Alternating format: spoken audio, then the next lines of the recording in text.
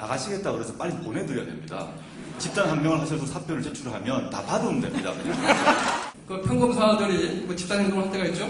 그러면 그 검찰 개혁 방안은 올바른 겁니다. 그래서 대통령님께서 83학번이다라는 보도를 어디서 봤습니다, 제가. 혹시 기억하십니까? 예, 뭐 80학번쯤으로 보면 그렇습니까? 될 겁니다. 예.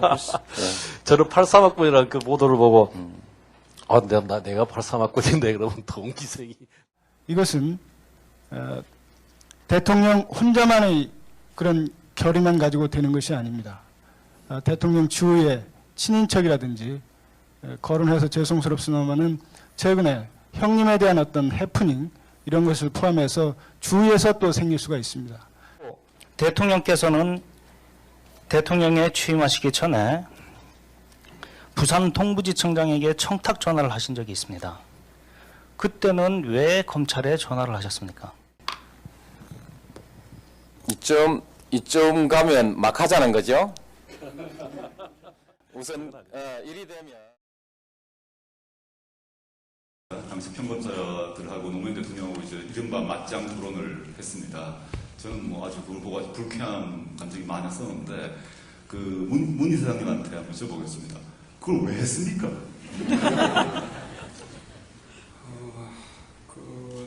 사실은 이제 어찌 보면 조금 이 평검사들의 어떤 정의감이랄까 또 뭐 기계랄까 그런 것을 조금 너무 기대하고 높이 평가해서 싶어요. 그러니까 대통령께서는 뭐 이 검사들하고 대화를 통해서 무슨 토론에서 이겨가지고 뭐 검사들을 답답하게 만들거나 이런 뜻이 전혀 아니고 그때는 검찰 내부에서도 참여정부라는 새로운 정부를 맞아서 검찰을 이렇게 개혁해야 된다라는 가는 분위기가 내부에 있었거든요.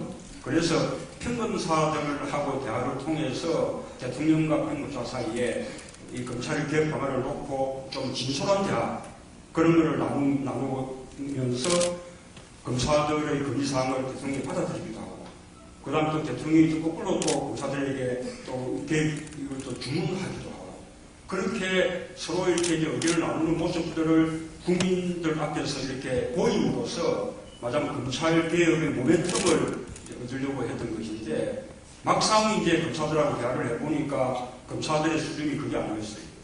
도저히 정상적인 대화.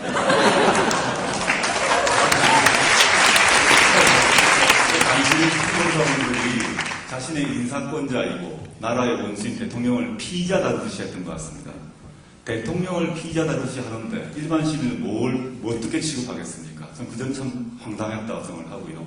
그것들이 이제 그 다음에 그런 모습 속에서 이분들은 대통령도 국민이 직접 선출한 대통령도 우습게 보는 거죠. 이런 것들이 평검사 하나하나 속에 있다 생각이 드는데요.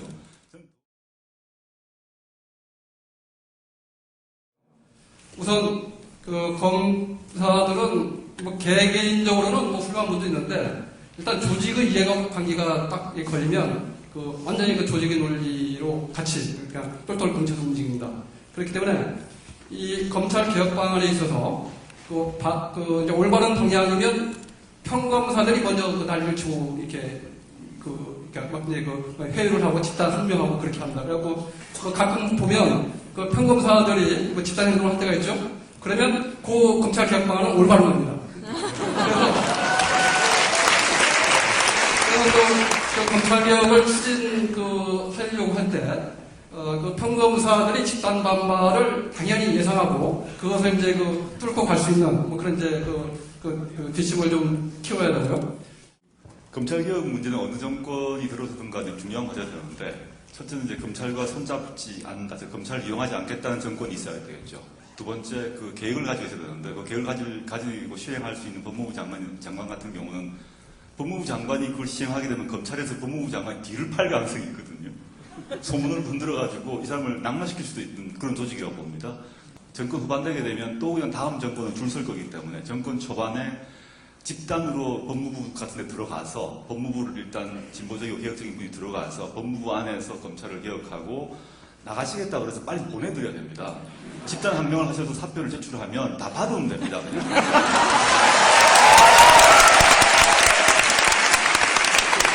그 다음에 지금 노숙을 들어가 그래서 검사 보호하겠다는 사람 많거든요. 검사보 대거 채용해서 새로운 검찰을 만들면 된다고 봅니다. 네. 일본 같은 경우는 수사권은 모두 경찰이 가지고 있고 검찰은 기소권만 갖습니다. 우리는 둘 다 갖습니다. 미국 같으면 중요한 검사장은 선거로 뽑지만 우리는 선거로 안 뽑습니다. 독일 같은 경우는 수사를 하고 난 뒤에 혐의가 확인되면 검사는 무조건 기소를 해야 됩니다. 근데 한국은 검사가 기소할 수도 있고 안 할 수도 있습니다. 그러니까 미국, 독일, 일본 등등 우리가 말하는 선진국, OECD 나라 수준의 검찰에서 좋은 것만 다 모아놨다 보시면 됩니다. 가장 막강한 권한을 가지고 있고 그 권한을 쓸 것인가 말 것인가도 자신이 결정합니다. 선출되지도 않습니다. 이게 한국 검찰의 가장 막강한 권한이고요. 우리 김 교수님께서 아까 이제 그 그랜저 검사하고 최근에 그 벤즈 여검사 했습니다만 사실은 덜 알려졌습니다만 중간에 제네시스 검사가 있습니다. 제네시스 검사가 누구냐 하면 지난번에 스폰서 검사로 낙마하셨던 천성관 후보죠. 이분이 문제가 됐던 게 제네시스였습니다. 신문에 이분 해외여행을 공짜로 갔다 온 것 때문에 제네시스가 묻혔어요, 사실은. 실제는 제네시스가 있습니다. 점점 이게 차 크기가 커지고 있습니다. 안타깝다. 막강한 전 세계에 유례없는 막강한 권한을 가지고 있으면서 그걸 견제할 수 있는 장치가 없으니까 시민들은 그 사람한테 스폰서를 쓰고 로비를 하는 거죠. 그리고 그랜저에서 제네시스에서 벤즈까지 올라가는 상황이다. 이게 지금 우리 검찰의 모습이다. 권한은 막강하고 통제는 없는 이게 우리의 모습, 검찰의 모습이 아닌가 생각을 하는데요. 아까 그 일부에서 나왔던 분들 전부 이제 무죄 받지 않았습니까? 그러면 그게 아주 무리한 수사, 또 무리한 기소, 그게 또 정치적 목적의 표적 수사, 표적 기소였다는 게 드러난 셈이죠. 어쨌든 검사가 수사해서 기소했는데 무죄가 되면 그러면 문책 받아야 당연한 거잖아요. 문책 받습니까? 안 받거든요. 오히려 그런 그 무리한 수사, 그다음 무리한 기소에 대해서 별거하고 상관없이 그 검사들은 맞으면 인사를 통해서 보상을 받죠. 그런 걸 통해서 검찰 내부에서 맞으면 이제 그런 권력에 잘 보이기 위해서 이렇게 줄서기 그런 이제 그 풍토가 생기게 되죠. 그래서 이런 그 정치 줄서기 인사에 대한 이제 청산 그게 이제 반드시 필요하고요. 그 다음에 이제 특히 이 정부에서 이루어진 이런 여러 가지 무리한 표적 수사, 표적 기소에 대해서 그런 수사와 기소가 이루어진 그 배경이나 이유가 무엇인지 어떤 정치 권력의 개입이나 작용이 있었던 것인지 뭐 이런 것에 대해서 제대로 규명하고 또 청산하고 책임을 묻고 그런 과정이 반드시 필요하다고 생각합니다.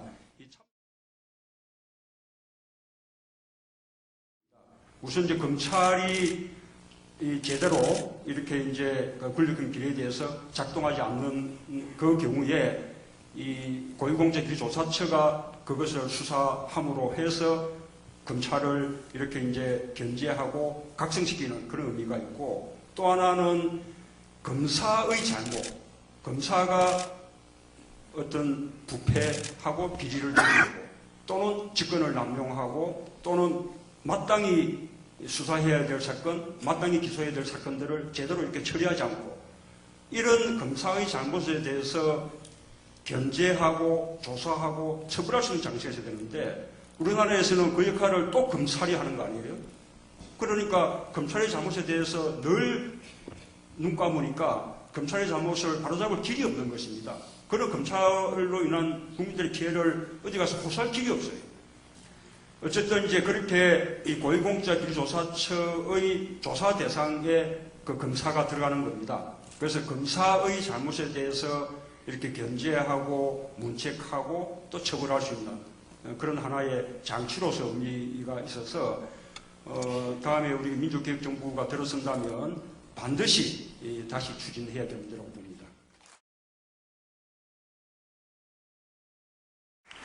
우리가 오늘 하는 이 검찰에 대한 비판 이런 게 정말 참 이렇게 아주 묵묵하게 열심히 일하시는 대다수 검사들한테는 좀 고통스러울 수도 있을 것 같은데 결국 이제 우리 취지는 이런 검찰이 스스로 이렇게 거듭나고 개혁되는 과정을 거쳐야만 검찰이 진정으로 국민들로부터 사랑받고 존경받는 그런 검찰이 될 수 있다는 것이거든요. 그리고 아까 이제 이 수사권과 기소권을 이렇게 분리하는 부분에 대해서 오랫동안 다르게 해왔기 때문에 그에 대해서 이제 뭐 걱정들을 할 수 있을 텐데 참여정부 때 하고자 했던 방안은 우선 그것을 한꺼번에 모든 수사권을 다 경찰에 이렇게 일거에 이렇게 뭐 분리할 것은 아니었고 맞아 민생 치안 범죄 비교적 가벼운 사건부터 먼저 이제 경찰에게 수사권을 주고 그것을 앞으로 점점 이렇게 확대시켜 나가자는 거였거든요. 실제로 민생 치안 범죄 같은 경우는 실제로도 경찰의 사건 처리대로 거의 그대로 다 종결되지 않습니까? 그래서 그렇게 속도를 조절하고 그 다음에 단계별로 이렇게 넓혀 나간다면 저는 우리 사회가 그런 정도는 충분히 소화할 수 있을 정도로 발전돼 있고 또 경찰의 능력도 그 정도는 발전돼 있다고 생각을 합니다. 노무현 전 대통령이 뇌물수수 피의자 신분으로 검찰에 소환돼 조사를 받고 있습니다. 전직 대통령으로서는 세 번째고 14년 노무현 전 대통령이 오늘 오전 9시 30분 서거했습니다. 노 전 대통령은 오늘 새벽 봉화마을 자택 뒷산에서 언덕 아래로 뛰어내려 스스로